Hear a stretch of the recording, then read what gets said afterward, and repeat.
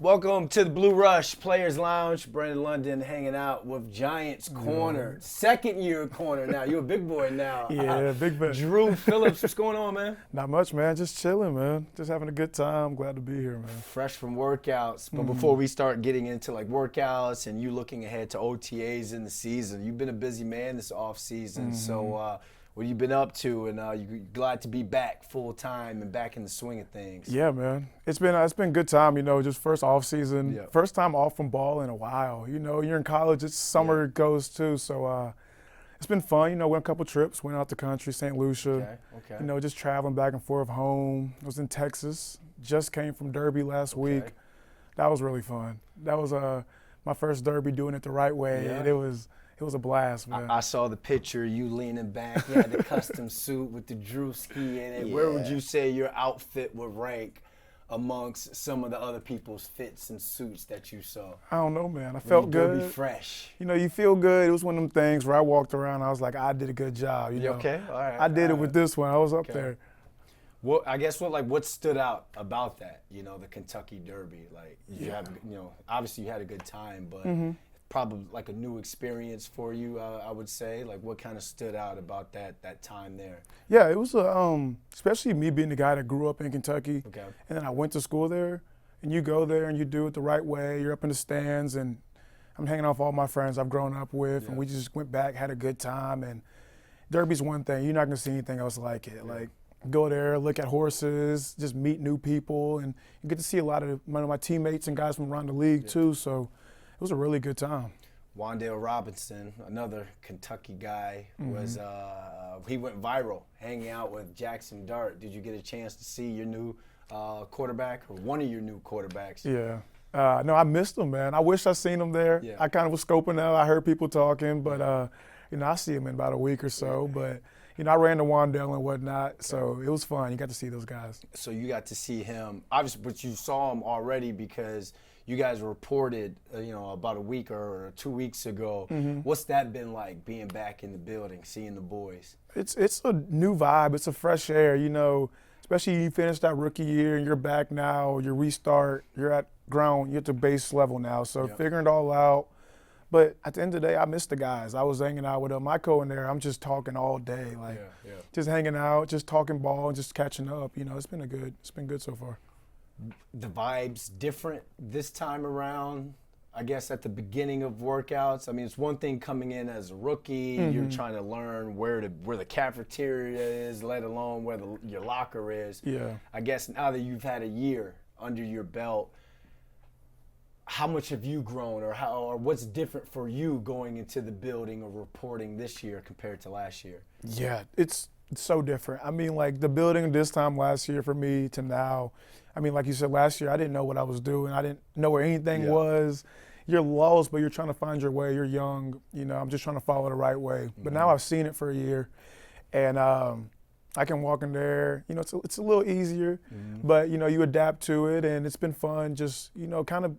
I'm still not a vet in a way, but being a vet and hanging out and just really getting to know guys instead of being so locked into the playbook 24, just trying to figure it out. Can you say you're ready to grow into a leadership position as well? Yeah, I'd love to, man. That's like my next step, taking the next step each year. I think that's where I want to get to. Speaking of rookies, Joe Shane was in his bag during this during this draft. Had a pretty solid draft class, man. You got guys like Abdul Carter. You got guys like Jackson Dart that we just mentioned. I guess basically, did you watch the draft? What did you think about some of these guys who are going to be your new teammates? And what advice are you looking forward to giving them when they do come into the building? Yeah, I mean, I watched the draft, and the Abdul, when we got him, for me as a defensive player, I'm like, let's go. You add another.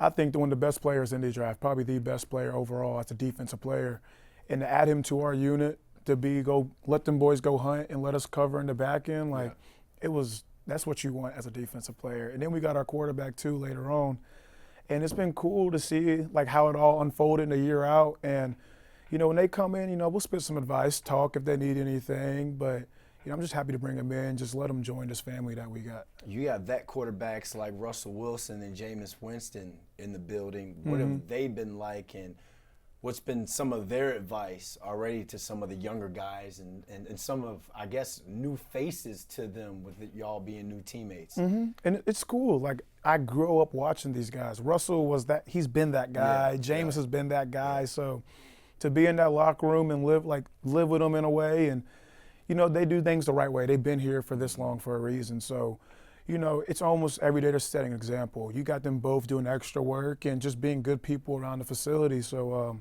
you know, you just kind of look to follow them. Like, I grew up seeing them, so now let's try to get to where they're at. Isn't it weird playing with somebody on Madden and then that person's right next to you, and then on 7-on-7s you may try and pick this player off? Yeah. You know? That's the crazy thing about the league. Like, it's how it is every week, and also when you practice. So, like, it's fun. Like, I'll go on there and I'll play with them, and, like, I've been playing with them my whole life. So it's been really cool. Speaking of, to go back to the draft, we saw Abdul Carter's face when he got the call. We saw Jackson Dart's face when he got the call. You went viral again, I guess because the Giants had kind of tweeted out like what it was like when your draft class, your Malik Neighbors, and you guys got the call. I got a video for you of that special day. I was undrafted, and my little undrafted call was super special, you know, because I knew that someone was bringing me in, the Giants were bringing me in. But they called you to draft you. Brian Dable, Joe Shane was telling you that we scouted you. We've talked to your teachers, coaches, administrators. We want you to be a New York Giant. So I kind of want you to look at this video here and just take us through what your draft day emotions were like. Overall, in the third round of the 2024 NFL Draft, and yeah, Barb was saying the pick too. I was like, that's cornerback nuts. Dru Phillips, University of Kentucky. Yeah, man, you felt it right there, huh? Uh-huh. Yeah. That was a crazy day. That's a cool cry, bro. It was so cool. I mean, it was one of those things, like, going into it, man, like, draft day, it's one of the days, I don't think one of my happiest days I've been. It was one of those days where you don't know what's going to happen. You know, you don't know how the draft falls. You don't know. You're in there just questionable. And I was sitting there waiting all night, and I was like, dang, guys, I had this big party. Who knows what's going to happen? But when I got that call, and especially just the Giants, too, because I came up here in my top 30, and I hung out, and I had a good time. So when I got that call, it was one of those things. I told myself I was not going to cry. Yeah. I was like, nah, like, let's play it cool. Nah, it all came out. I mean, at one time, and it was one of those feelings, like one of the best feelings. I'd never forget it. You look like you were fighting it. It was, that's what I say. It was like a strong cry. And then you had the Will Smith and Pursuit of Happiness clap. You know what I mean? You had the clap to it. But I mean, what? Like, honestly, when you saw Tiki, when you heard it, you heard Dru Phillips, initial reaction. This is not real. Really? Like, this is not real. I've always wanted to play in the league, and I never thought, like, you always dream for it. Okay. And whenever I was playing in college, and especially my first couple years, I wasn't playing much. So in those last 2 years, I had a good couple of years. So you always dream about it. And, like, that's when I realized, I'm like, it just all kind of came full circle. And, like, everything you dreamed about came there, so I'm holding back. But then when you think about it happened, like, I got drafted, and everything just came out. And then when that initial, I guess, appreciation and gratitude came out, we saw videos of you popping champagne bottles with your friends and stuff. And, I mean, that's what it's about, you know. We do this. We're away from our families to better our families and friends as well. And I tell people all the time, you got to be crazy to play football, especially because, one, it's not guaranteed. Your success is kind of predicated off of other people per se. And then, you know, at the end of the day, anything can happen, and you could your shoulder, your knee goes out. Look at Jordan Travis. You know, he was at the top of the world, and then, you know, his leg goes out. Yeah. And now he has to retire from the game that we grew up loving and playing since we were little kids. So, I mean, those moments come full circle. You hear your name called, but then the work really starts, you know, and you come in. And you impressed people from day one. I believe, everyone was talking about you after that joint practice against the Lions when you were up in Amon-Ra St. Brown's face. You're pressing, you at the line, you give them a little extra business and all. Like, kind of talk to that mindset on what you were thinking from, like, in that training camp, not only just training camp competing against Giants players, but in these joint practices as well. Yeah, that was one of my big moments, I feel like, where I wanted to gain everyone's respect. Yeah. Like, in this league, my teammates in the building, I am who I am, and I've always been a chippy person.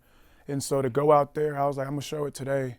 And, we got into it was good competition and whatnot, and especially even with my own teammates. And it's one of those things where, like, I just go out there and I want y'all to respect me. I'm going to make y'all respect me. So you put the league on notice with that one, man, and then you let a lot of people know that you were here to play, you were here to stay, and then you go into your first game as an NFL player, right here, and you cause a fumble. I believe it was the first series. No, this was my very first play. This was your very first play. This is my very first play in the NFL. And you forced a fumble. Take us through it. I'm gonna run that back just a little bit. Yeah, it was one of them things, 3rd and long. Coach was like, go in the game right now. I was like, okay. Like, knees shaking a little bit. But, it's what we do in practice, so I know how to go out there and do it. And came downhill. I'm like, this is a big guy. Over the first 3 plays. I'm battling in. This is I just got to bring it. And I forced a fumble, and it was one of them, like, you see my reaction after. I literally was just like, you see them like, oh my gosh, like, what just happened? Yep. And I didn't even know how to celebrate. But it was one of those things where everything kind of just pays off in a way. Your work doesn't go unnoticed, so it was cool. Was that one of those moments where you're like, yeah, I can play in this league? Like, there's no reason for me to be nervous if I get in the game. When I get in the game, because after that, they're gonna call your number again to play. Was that one of those things where it's like, I'll impact the game whenever I step on this field? Yeah, definitely was. You never know when you're going to feel that. Yeah. And for me, it was early. And after that moment, I was like, okay, I can hang with these guys. Yeah. I can go in there and compete. And then fast forward to the Colts game. You go ahead, press play right there. You get your first one. You get that first INT. Yeah, man, that was. Talk to us about the play, the call, just anything and everything. You got to score there, but talk to us about the play. What's going through your head there? Yeah, it's later in the Colts game. We had a good call where I'm playing a deep flat. It was a longer down and distance, and it happened to be one of those things where I got to my depth, and like I think before almost every game that year, I was like, I have to get a pick this week. I have to get interception. I haven't got an interception in a long time before that. And I always said it. But before the Colts game, oh my gosh, before the Colts game, I didn't say it to anybody that week. I don't know why. I just didn't say it that week. And then somehow it just literally falls in my lap. Shout out to the Rush, Burns and KT. Yeah.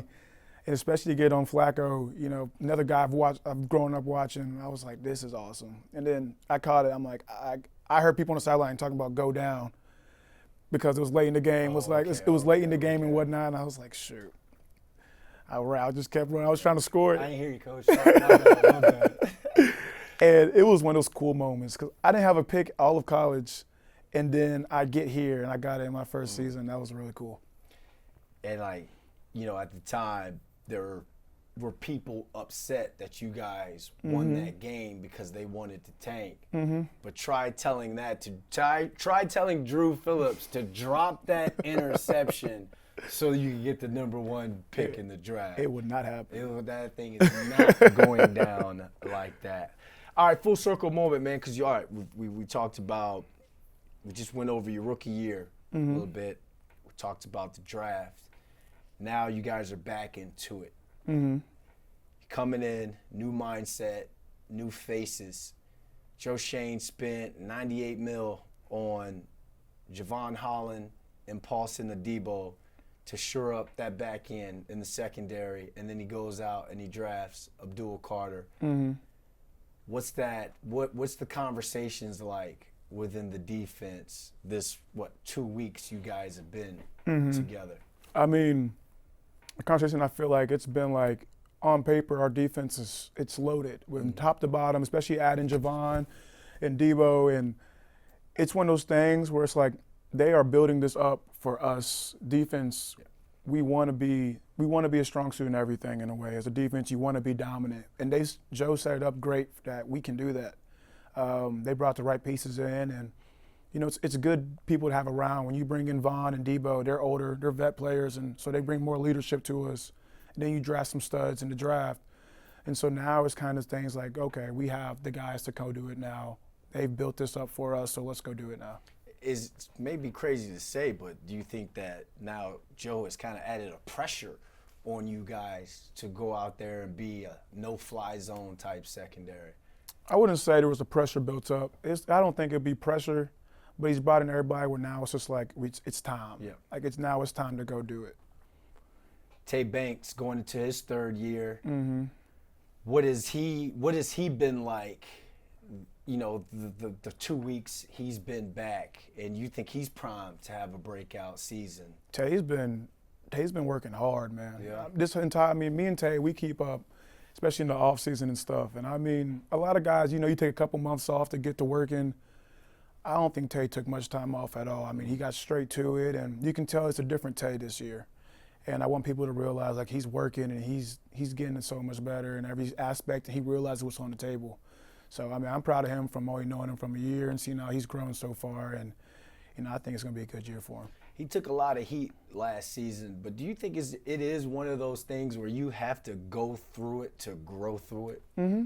Especially at the corner position and being cornerback one in the NFL. Yeah. Like, it's a hard job, and he took heat, but he never backed down from anything at all. There wasn't a week where he was like, I'm not going out there, I don't want it. He never turned it down. So it's a tough position, but, people are built for it. That's why he was brought in here, and he's built for that. So, on top of Debo, Javon Holland, they also brought in new coaches, Marquand Manuel and Jeff Burris. What have they been like in terms of instructors and coaches, mentors? Like, what do you guys learn from them so far? Yeah, they are. I love their coaching style. From 2 weeks being in here so far, both of them.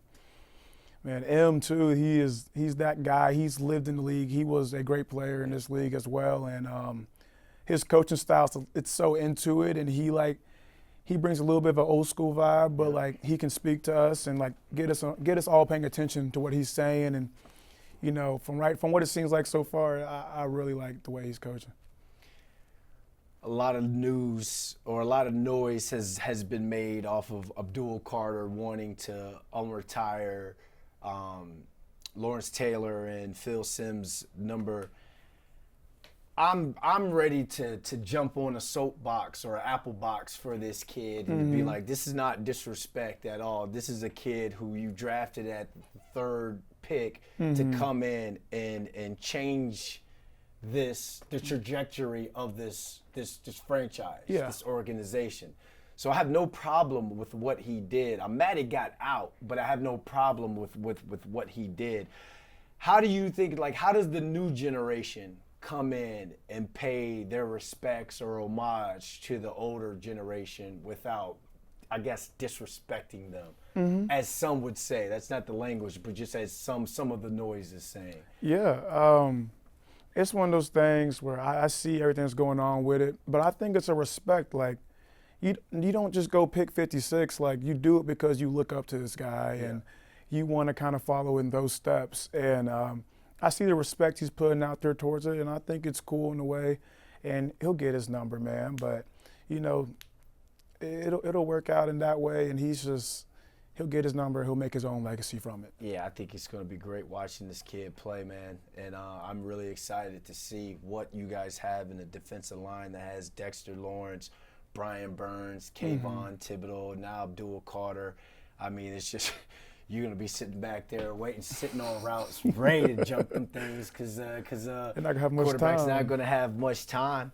And Malik Neighbors, I got to ask you this. Malik Neighbors, Call of Duty, he's a Call of Duty guy. I saw on his Instagram story one time, he had 33 kills, 23 kills in Warzone. Cap or no cap? Because That's hard, bro. Oh, I know. I play Warzone too, and I'm not getting 33 kills, I'm not man. getting 33. Nah, he's good. And he talks about it too. He'll say Yeah. he's like that. And shoot, I can't even play with him sometimes. He got a standard now. It's 33. You got to be able to be good at it. But yeah, I guess he's like that. You know. What's he been like this offseason in terms of his grind and making sure that he gets even better? And it's scary to say this going into his second year than his rookie year. I mean, he got so much potential in what he does. I've never seen a receiver like Malik ever in my life. So when I got here and I saw it, I'm like, this kid's special. But he also works too. I know you see on Instagram and stuff, he's been working and putting in the time. So, I mean, it's scary to see what he can be in year 2. I guess to wrap this thing up, man, before you guys get into the on-the-field aspect of things, and again, it's only been 2 weeks. Guys are still learning each other and relearning each other, per se.